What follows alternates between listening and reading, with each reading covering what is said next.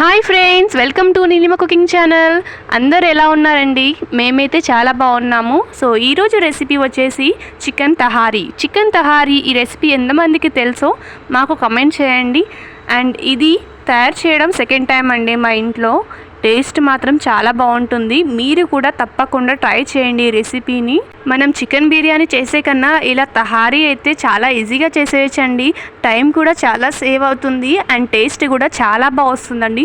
బిర్యానీ కన్నా చికెన్ తహారీకే ఇష్టపడతారు మీరు కనుక ట్రై చేసినట్లయితే. సో ఇంకా లేట్ ఎందుకండి, ఈ రెసిపీని అయితే చెప్పేస్తున్నాను.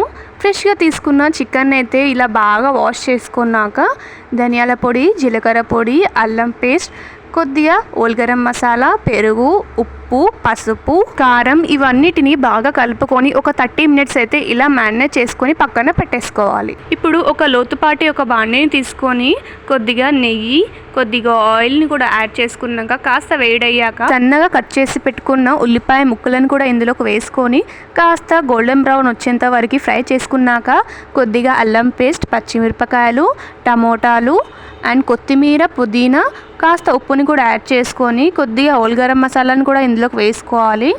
ఈ మిశ్రమాన్ని అంతా బాగా కలుపుకున్నాక ఒక 5 నిమిషాలు అయితే ఇలా ఉడికించుకోవాలి. ఒక 5 నిమిషాలు ఇలా ఉడికించుకున్నాక మ్యారినేట్ చేసుకొని పెట్టుకున్న ఈ చికెన్ని కూడా ఇందులోకి వేసేసుకొని మరో 10 నిమిషాలు ఇలా ఉడికించుకోవాలి. నానబెట్టుకున్న బాస్మతి రైస్ ని అయితే ఇందులోకి వేసేసుకొని మరోసారి ఈ చికెన్ ని, ఈ రైస్ ని బాగా కలుపుకొని వాటర్ ని యాడ్ చేసుకొని మీకు రుచికి సరిపడినంతగా ఉప్పుని కూడా యాడ్ చేసుకోవాలి.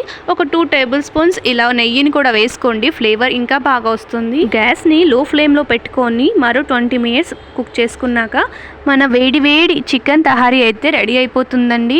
ఇలా రైతా అండ్ సలాడ్తోని సర్వ్ చేసుకుంటే ఆ టేస్ట్ మాత్రం అదిరిపోతుంది ఫ్రెండ్స్. మీరు కూడా ఈ రెసిపీని ట్రై చేసి మీ ఫ్యామిలీ మెంబర్స్తోని హ్యాపీగా ఎంజాయ్ చేయండి.